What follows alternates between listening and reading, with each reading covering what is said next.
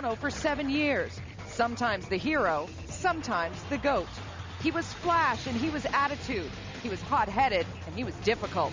Brian McCabe made no apologies then, and he makes none now as he returns to the place he called home for so long. While many boo Brian, a cheer will ring out when rookie Luke Schenn touches the puck for the first time in a dozen games. It's the battle of the Blue Liners, Panthers-Leafs, tonight.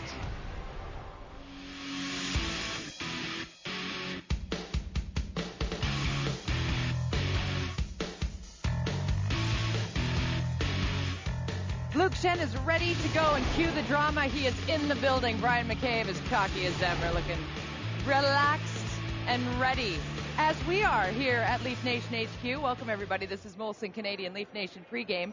I'm Jody Vance, along with play-by-play man Joe Bowen, who you will hear tonight on AM 640.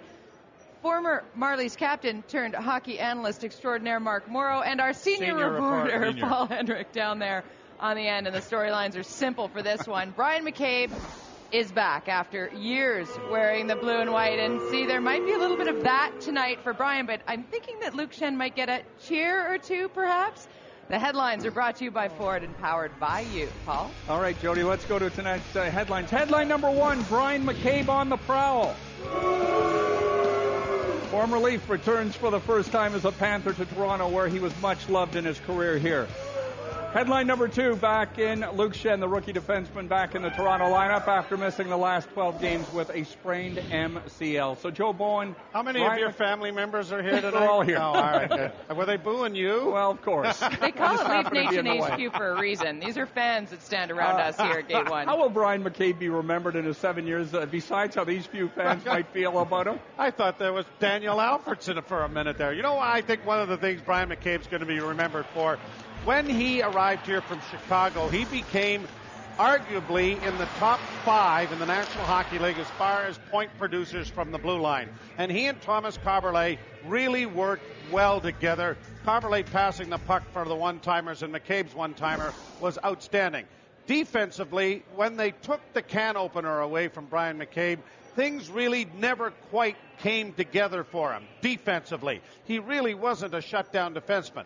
Offensively, he certainly was. And I guess what will also stick in the claws of some fans will be the fact that he would not waive his no-trade clause last year at the end of the year, opting instead to go during the off-season. So to that end, I'm sure that there'll be a mixed reaction, although down here at HQ it seems to be going one way. Well, he's had a pretty decent season as far as Florida is concerned. 3 points in his last 2 games, leads all Florida Blue Liners with 4 power play goals to date, and is looking forward to returning home against the Maple Leafs tonight and what is left of his former teammates here in Toronto.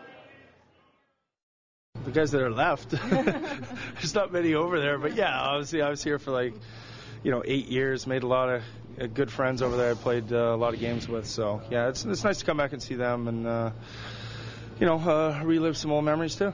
Judging by the guys we spoke to in there, it seems like you've made some really good friends in this dressing room now as well. Yeah, we got a good group of guys. Young team. On the right track, though. I really like the direction we're headed, and right in the mix, right where we want to be here, and hopefully we can get a big win tonight.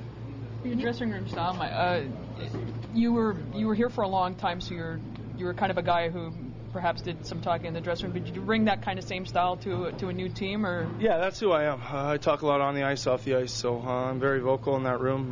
We have a quieter room here than I'm used to, but we're slowly trying to change that. But I am who I am. That's how I lead. I speak a lot and try to get the guys going. Your offensive numbers are already so much better than what you put up last year. Is it health? Is it the system? What do you attribute that to? Well, when you miss 3 months, the numbers quite aren't going to be there. When you come back and can hardly shoot the puck, it doesn't help either. But yeah, I'm healthy now. No setbacks with the hand or back or anything like that. So, obviously getting up to and playing a power play with guys, makes it easy. I know the Florida Panthers, Mark Morrow, are struggling in terms of offense, but he seems to be a pretty good complement to a veteran blue line that includes Ballard, Boynton, and Bouwmeester. Yeah, absolutely he does, and he's really bringing up the offensive end.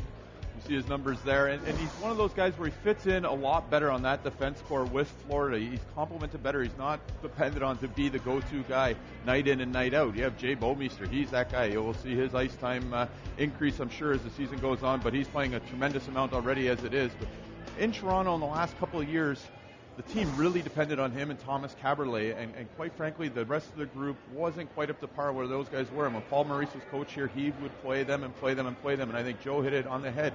He wasn't a shutdown defenseman, yet he was expected to play in those roles, and that sort of wore him down on his offensive contributions. He doesn't have that pressure in Florida anymore, and we're seeing the offensive numbers back up to where they were a couple of years ago when Brian McCabe was at his peak. All right, headline number 2, the return of Luke Schenn here tonight. And, Joe, it's not often that a 19-year-old would garner this much publicity in terms of a return to the lineup, but then again, Luke Schenn isn't your average teenager.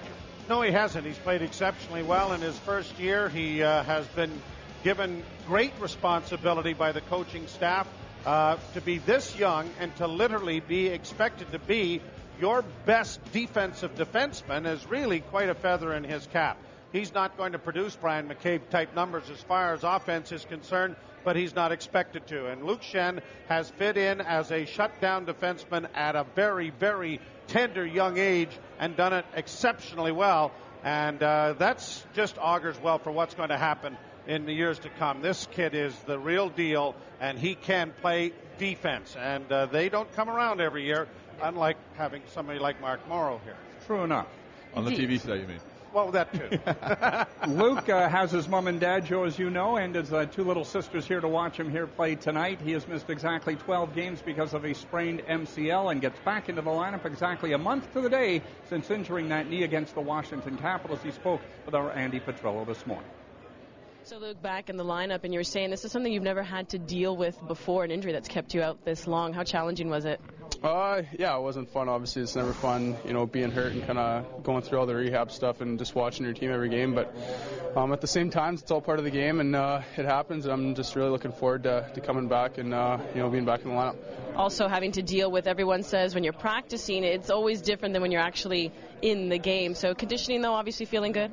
Yeah, the coach has been working me pretty hard for about the last week. So no, I don't. I mean, it might take a couple of shifts or maybe the first period to get into it, but. As far as conditioning wise, I feel pretty good, and I'm looking to see how it goes. I'm very excited. So, Joe, he's finally back, but this is a guy who still leads the Maple Leafs in hits with 83. He made an impact in many ways. Yeah, he has, and he's certainly been like a sponge as far as soaking up the defensive aspects of what head coach Ron Wilson is attempting to do, and certainly working a lot with Tim Hunter on the defensive aspects of the game. He's really done an exceptional job at positioning himself, I think, Mark, and that's the one thing that I've been noticing more than any. He rarely gets himself out of position. He rarely panics with the puck. He blocks shots, he hits, and he moves the puck exceptionally well. His first pass out of the zone is exceptional. Yeah, it's his poise, and that's what makes him as great as he is. And it's like you said, he's adapted to every situation he's been thrown at.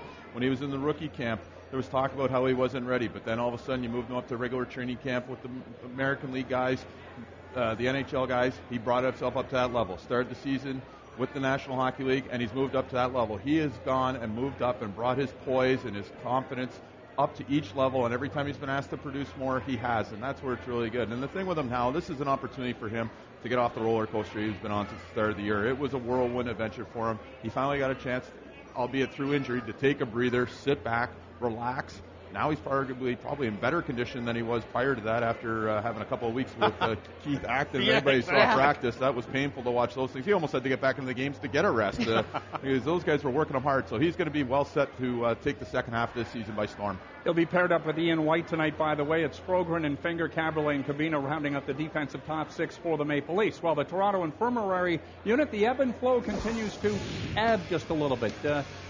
Now we're down to 3.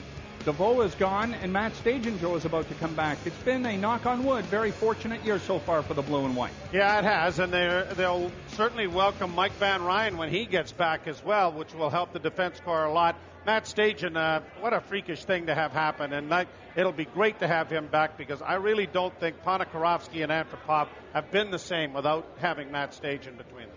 All right, we're going to take a short break here. Before we go, we got to say thank you, Mr. Bowen. AM 640 Toronto Radio. That's where you'll find Joe tonight.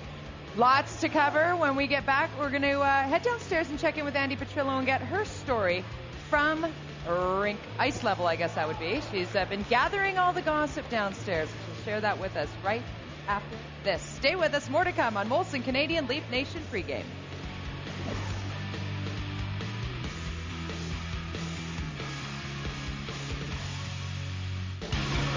This portion of Luke's TV is brought to you by Chino's Pizza.